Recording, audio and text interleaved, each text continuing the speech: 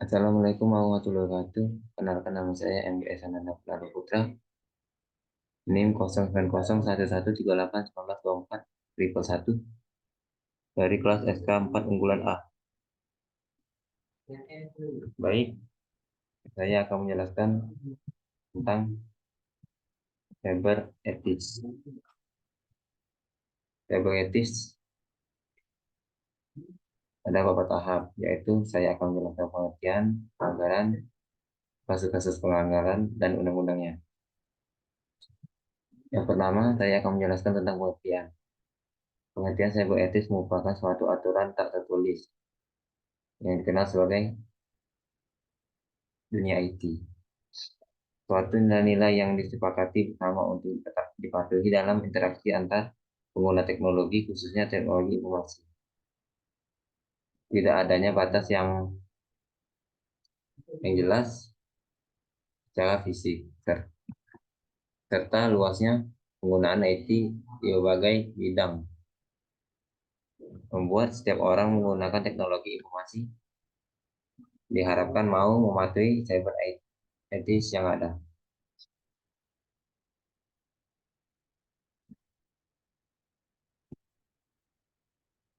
Alasan mengenai pengguna pengguna pentingnya etika di dunia maya.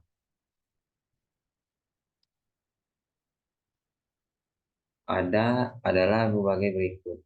Yang pertama ialah bahwa penggunaan internet berasal dari berbagai negara yang memungkinkan memiliki budaya, bahasa, dan adat istiadat yang berbeda-beda. Yang kedua, penggunaan internet merupakan orang-orang yang hidup dalam dunia anonymous yang tidak mengharuskan pertanyaan identitas asli dalam berinteraksi. Berbagai macam yang selanjutnya ialah berbagai macam fasilitas yang diberikan dalam internet memungkinkan orang untuk bertindak etis, seperti misalnya ada juga penghuni yang suka iseng dengan melakukan hal-hal yang tidak seharusnya dilakukan. Dan yang terakhir, harus diperhatikan bahwa penggunaan internet akan selalu bertambah setiap saat dan memungkinkan masuknya penghuni baru di dunia maya tersebut. Etika yang berkembang di masyarakat. Etika yang berkembang di masyarakat ini ada dua, yaitu etika deskriptif. Etika yang berbicara mengenai situs fakta, yaitu tentang nilai dan pola perilaku manusia terkait dengan situasi dan realitas yang membudayakan dalam kehidupan masyarakat. Dan yang kedua adalah etika normatif. Etika yang memberikan penilaian serta himbauan pada manusia tentang bagaimana harus bertindak sesuai norma yang berlaku. Mengenai norma-norma yang mewakili tingkah laku manusia dalam kehidupan sehari-hari. Ada juga faktor yang mempengaruhi pelanggaran cyber ethics. Yang pertama adalah kebutuhan individu, seperti korupsi atau alasan ekonomi. Yang kedua adalah tindakan tidak ada pedoman, seperti area abu-abu sehingga tidak ada panduan. Selanjutnya perilaku dan kebiasaan individu atau kebiasaan yang terakumulasi tak dikoreksi. Yang keempat, lingkungan tidak etis atau bisa disebut juga pengaruh dalam komunikasi. Dan yang terakhir ialah perilaku orang yang ditiru, seperti efek primordialisme yang kebablasan.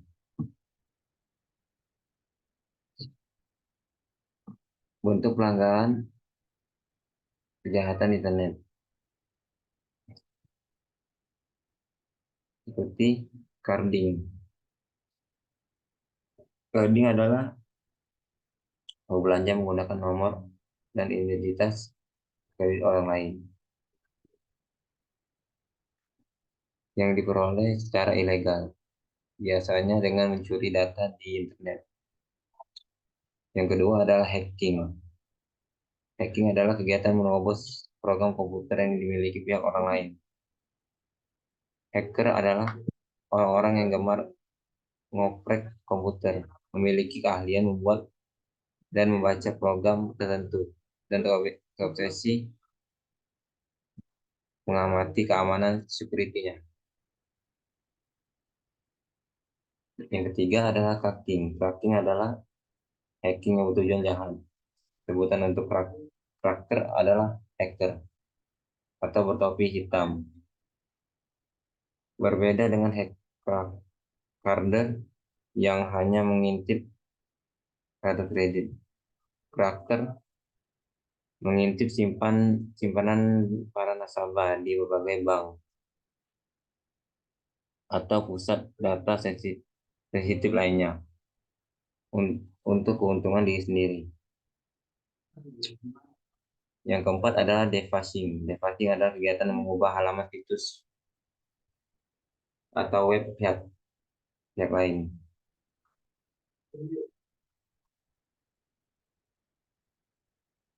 Selanjutnya adalah phishing. Phishing adalah kegiatan memancing memakai komputer di internet atau user agar mau memberikan informasi data diri pemakaian username dan kata sandi passwordnya pada suatu website yang sudah di-deface. Dan selanjutnya adalah spamming. Spamming adalah pengiriman berita atau iklan lewat surat elektronik email yang tak dikehendaki. Selanjutnya adalah malware. Malware adalah program komputer yang mencari kelemahan dari situs software. Umumnya malware diciptakan untuk membobol atau merusak suatu software atau operating system. Selanjutnya adalah illegal content. Illegal content adalah konten yang terdapat informasi atau data yang melanggar hukum. Ada banyak sekali konten ilegal yang disebarkan di internet, tapi yang paling banyak adalah berita hoax. Dan masih banyak lagi pelanggaran yang bisa ada di cyber etis. Selanjutnya adalah cyberbullying. Cyberbullying adalah suatu bentuk kekerasan di dunia maya yang dialami anak-anak atau remaja yang dilakukan oleh teman sendiri. Cyberbullying terjadi di mana korban diintimidasi atau dilakukan oleh pelaku. Biasanya melakukan biasanya melalui media sosial.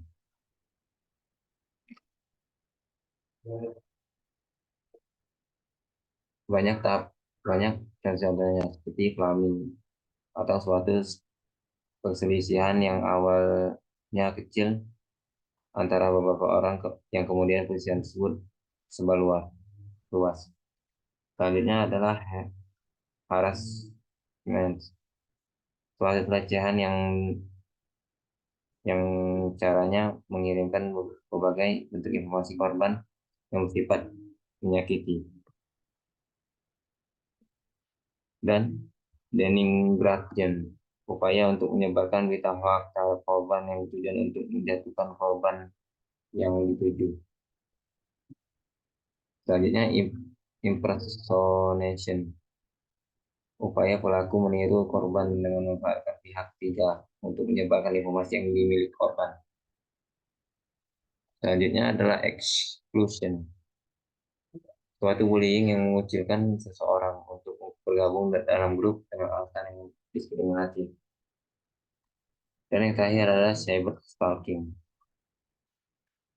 upaya seseorang menguntit di dunia maya sehingga menimbulkan gangguan bagi korban.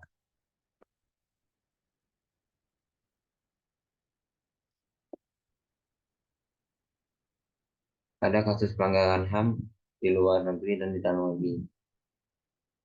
Saya akan menjelaskan di dalam negeri dulu, seperti kasus informasi aneh di situs KPU. Pada tahun 2004 merupakan kali pertama Indonesia menyelenggarakan pemilu menggunakan tim IT KPU juga meluncurkan website KPU senilai 152 miliar dan tidak bisa diretas. Tak disangka pernyataan tersebut justru menantang seorang hacker bernama X Nuncer atau Dani Firmansyah untuk membobol situs tersebut. Awalnya X Nuncer mencoba menyerang dengan dengan melakukan XSS atau cross site scripting untuk menyuntikkan kode berbahaya di situs KPU.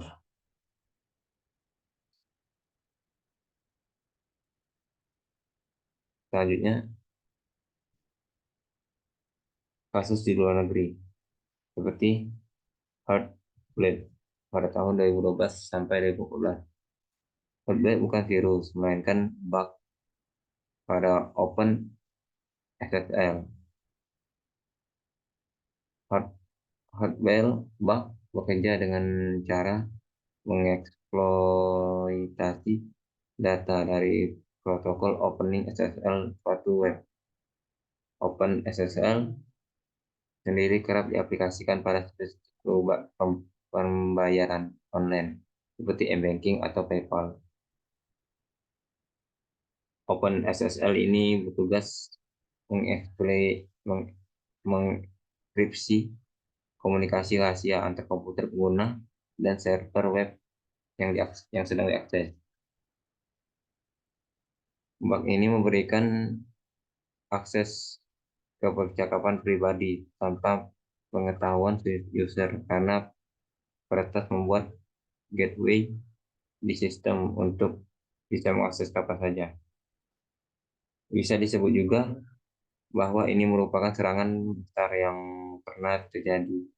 Hampir 17% situs web berhasil diinfeksi oleh hardware bug. Apalagi kemudian diketahui bahwa bug ini sudah warawiri selama 2 tahun sebelum ia ditemukan oleh Google Security pada tahun 2014.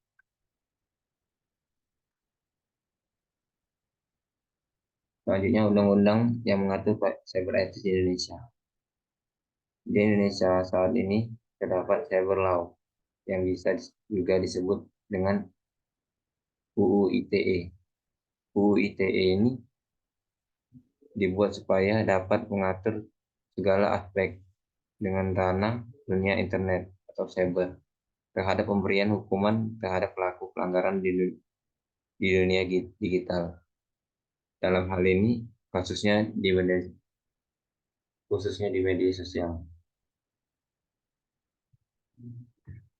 Baik, itu saja yang dapat saya sampaikan. Kalau ada salah kata, saya minta maaf. Pada mulut saya mohon ampun. Wabillahi taufiq wal hidayah. Wassalamualaikum warahmatullahi wabarakatuh.